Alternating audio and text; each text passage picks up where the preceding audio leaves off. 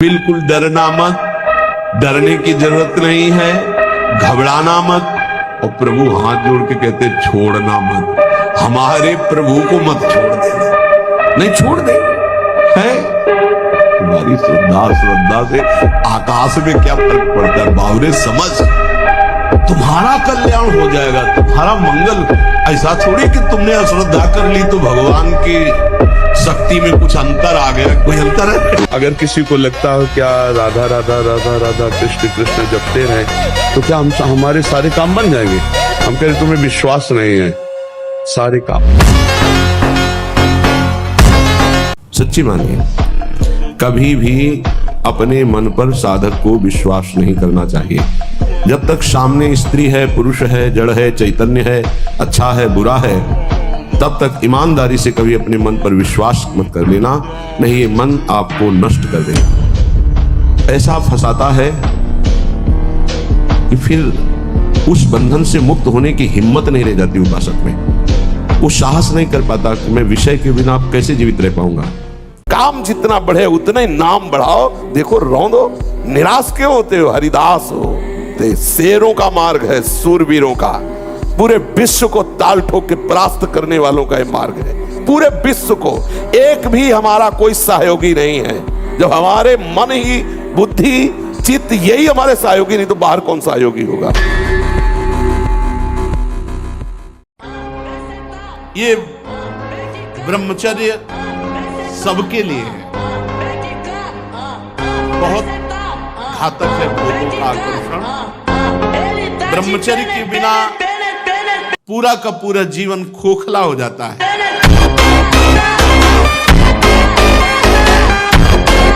सच्ची मानिए, सारे संबंध झूठे हैं। तुम किसी के काम लायक हो इसलिए तुम्हें कोई प्यार कर रहा है, और अगर काम लायक ना हो तो यहां आप देख लो कोई प्यार नहीं कर रहा। अब ये बच्चे की अवस्था है, इस समय तो बिजली जैसा पावर शरीर है। 18-20 की अवस्था मतलब समझते तो उद्दंडता की मूर्ति, मतलब हर समय एक शरीर में दिव्य तेज, दिव्य कांति, दिव्य उत्साह। अब आजकल के 15-18 वर्ष के ऐसे बच्चे कि अगर 4 सीढ़ी चढ़ के आए तो गांठों में ऐसे आदत। हमारा बड़ा कीमती है, जो क्षण गया वो नहीं आएगा दोबारा जीवन में, माइनस होता चला जा रहा है। हमारी जितनी श्वासें प्रतिपलम घाटे में चले जा रहे हैं, माइनस होती चली जा रही है। मृत्यु नजदीक आ रही है, कमाई की तरफ ध्यान ही नहीं दे रहे, गंवाते चले जा रहे हैं। श्वासों को गंदे चिंतन में, गंदे आचरण में समय व्यतीत किया, अपने जीवन को, अमूल्य जीवन को नष्ट कर दिया। एक क्षण भी शांत चित्त होकर राधा राधा राधा राधा कभी नहीं दे पा। आप समय गंवाना इतना अच्छा समझते हैं?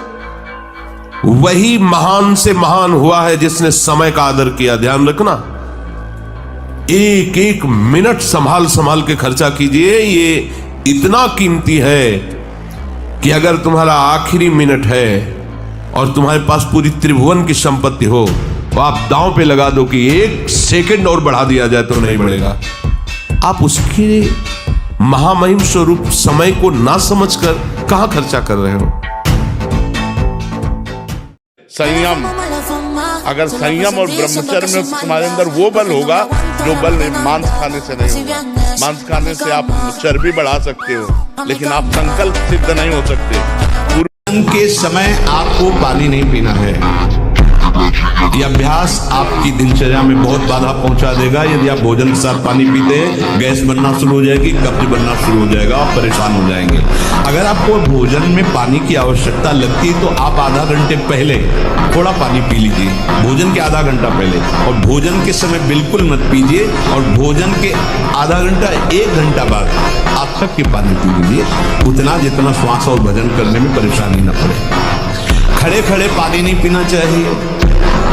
रात्रि में सोने के समय गर्म दूध नहीं पीना चाहिए। और ब्रह्मचर्य के लिए व्यायाम अति आवश्यक है। जैसे बिल्कुल सीधे देहाती व्यायाम, दंड बैठक। आज जो चेहरे पे चमक नहीं है, आज जो शरीर स्वस्थ नहीं, तो क्या भोजन नहीं खा रहे? क्या नहीं, सब खा रहे, पर व्यायाम नहीं कर रहे, संयम नहीं। इसके कारण न चेहरे पे तेज है, न बुद्धि में प्रकाश। बुद्धि चतुर है पर उसमें ज्ञान का प्रकाश नहीं है। खूब खा पी रहे हैं पर शरीर में बल नहीं है। अध्यात्म बल नहीं, क्योंकि काम आदि ने शरीर को नष्ट कर दिया। हठ पूर्वक निकल जाओ इस माया के बंधन से, हठ करना पड़ेगा। मुझे अधर्म पूर्वक विषय अब नहीं भोगना, बड़ा जोर का हठ करना पड़ेगा। नहीं बार बार कसम खाने पर, नियम लेने पर, वचन देने पर फिर भी हम फिसल जाते हैं। हम जहां जहां आसक्त हो रहे हैं उसमें हमारे मन का केवल भ्रम है। शरीर के द्वारों में कहीं सुख है, घृणित द्वारों में कहीं सुख है। अगर सुख होता तो इनके भोगने के बाद हृदय कह देता कि अब कछुनाथ न चाहिए मोरे, शांत हो जाता। फिर ऐसा क्यों होता है कि उसको एक जगह तृप्ति नहीं होती? क्योंकि वहां सुख है नहीं। फिर सोचता है शायद उसमें हो, उसमें हो, उसमें हो। पूरे के पूरे युग के युग व्यतीत हो गए, कल्प के कल्प व्यतीत हो गए भोगते हुए, क्या सुख मिला? क्या आज की युवा पीढ़ी मेरे जैसे ओवर थिंकिंग एंड डिप्रेशन से महाराज जी बहुत परेशान है। इसे ठीक करने का कोई उपाय है महाराज जी? पापाचरण, ब्रह्मचर्य न रहना, व्यसन करना और व्यभिचार करना, इसी से बढ़ रहा है।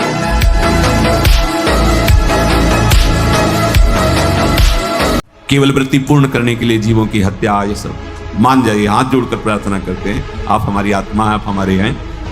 अगर किसी को भी तुम कष्ट देने की बात सोचोगे तो वो तुमको हिसाब भोगना पड़ेगा। चाहे आगे कुछ भी बन जाओ, तुम बैरागी बन जाओ, विरक्त बन जाओ, कुछ भी बन जाओ, वो ब्याज से तुम्हें भोगना पड़ेगा। हाँ, या तो इस कोटि की स्थिति हो गई है तो शरीर में दंड है, पर आपको अनुभव में नहीं आएगा। भजन की आएगा, शरीर में आएगा। एक तितली की गुदा में कांटा डाल के छोड़ दिया तो मांडव ऋषि की गुदा में सूली काट दी गई, निकाली नहीं गई। अवश्य में वो भोक्तव्यम, श्री भगवान के वचन, अवश्य में वो भोक्तव्यम कृतम कर्म शुभाशुभम। इसीलिए श्री जी के विषय में ज्यादा बोलने की हिम्मत नहीं होती, क्योंकि अधिकार चाहे। तुम राधा राधा कहो, ठेका हम लेते नहीं, कहते ठेका लेते हो। अगर तुम मानते हो थोड़ा भी, और जब स्नान करें तो ठंडा जल नाभि के ऊपर यहाँ से 2-4 लीटर ऐसे धीरे धीरे ठंडा जल डालें ऐसा। और जब लघुशंका जाए तो आधा लीटर ठंडा जल से गुप्तेंद्रिय को उसको तो धीरे धीरे वीर पुष्ट होने लगे तो है घर्षण कभी न करे। अगर हस्तमैथुन का घर्षण करेगा भूल से भी तो फिर ठीक होने वाला नहीं। और ये इतना बुरा है कि अगर शुरू हो गया तो उठने लायक भी नहीं रखता। ब्रह्मचर्य का नाश, वीर का नाश, जीवन का नाश है। इसलिए हमें लगता है जब तक ब्याह न हो तब तक ब्रह्मचर्य से रहो, ब्याह भी हो जाए तो संयम से रहो।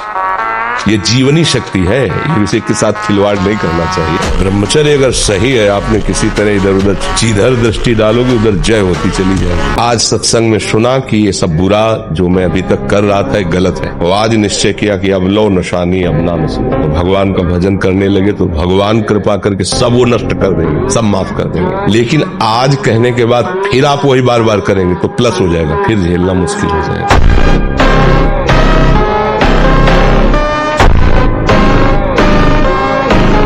बीती हुई बात को लेकर शोक करना वर्तमान के समय में मानो समय बर्बाद करना है। अरे पीछे तो गलती हो ही गई, अब हम इस समय को उसके चिंतन में बर्बाद। राधा राधा राधा राधा राधा। वर्तमान समय हमारा भगवत चिंतन में जाए, ना कि पीछे की बातों के चिंतन में। और आगे की बात कहीं ऐसा ना हो जाए, कहीं ऐसा ना हो, नहीं, वो गलती थी, हो गई अज्ञान की धरा में। अब हम भगवान की शरण में हैं, सत्संग मिला है, अब हम वो दोबारा गलती नहीं करेंगे और भगवान हमारे सारे पापों को नष्ट कर देंगे। उनके वचन कभी मिथ्या नहीं होते। ब्रह्मचर्य ये सनातन धर्म का है। सत्य, दया, तपस्या, शौच, तितिक्षा, उचित अनुचित का विचार, मन का संयम, इंद्रियों का संयम, और 9वां अहिंसा और 10वां ब्रह्मचर्य।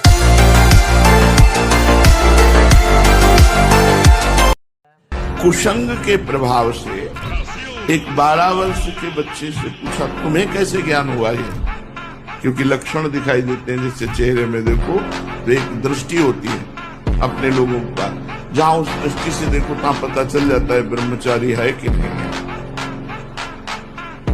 3 चिन्ह तो एकदम स्पष्ट उसके दिखाई देते हैं, नाक से लेकर मस्तक तक स्पष्ट एक दृष्टि में पता चल जाता है कि ये स्त्री सहवास से है या हस्त क्रिया से है। बहुत बुरी दशा हो जाती है। ये बहुत बुरा रोग है। जो चाहो कर सकते हो, पर लगो तो थोड़ा स्थिति तो बनाओ नाम की। पीछे पीछे हरि डोलता है अपने नाम जापकों के। बिल्कुल बिल्कुल विश्वास करो, भटकने की जरूरत नहीं, अन्य साधनों में भटकने की जरूरत नहीं, जल्दी विश्राम मिल जाएगा भगवद आश्रय। झूठ बोल करके तुम सोच रहे हो हम संभाल लेंगे? नहीं नहीं, झूठ तुम्हारा नाश कर रहा है, तुम्हें पता नहीं। जिस जिह्वा से नाम जप कर रहे हो, अगर नाम का विशेष फल प्राप्त करना है, जल्दी फल प्राप्त करना है, आपको दुखों से बचना है, पाप भस्म करना है, तो झूठ बोलना बंद कर दीजिए। सच्चा साधक किसे कहते हैं? सच्चा भक्त किसे कहते हैं?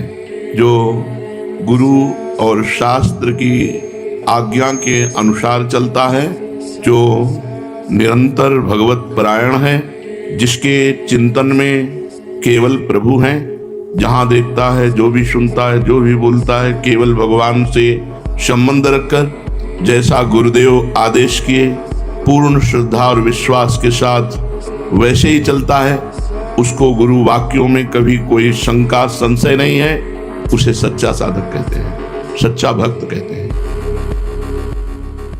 जब हम ब्रह्मचर्य से रहेंगे, पवित्र आचरण करेंगे, पवित्र बोलेंगे, तो हमारा पॉजिटिव चिंतन होगा, तो हम विपत्ति में भी जहां हमें फंसना चाहिए वहां भी हम निकल जाएंगे पॉजिटिव चिंतन के प्रभाव से। तो आज जो हमारा समाज है ये समझने नहीं चाहता कि ब्रह्मचर्य क्या है।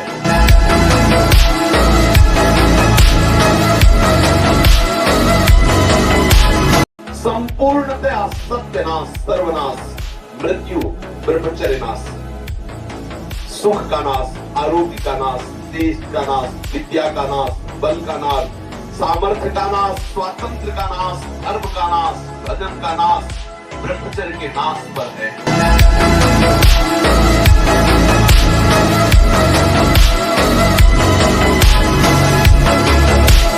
महाराज जी, ना चाहते हुए भी मेरा मन पराई माता बहनों पर दूषित दृष्टि। ऐसा हो ही नहीं सकता बच्चा।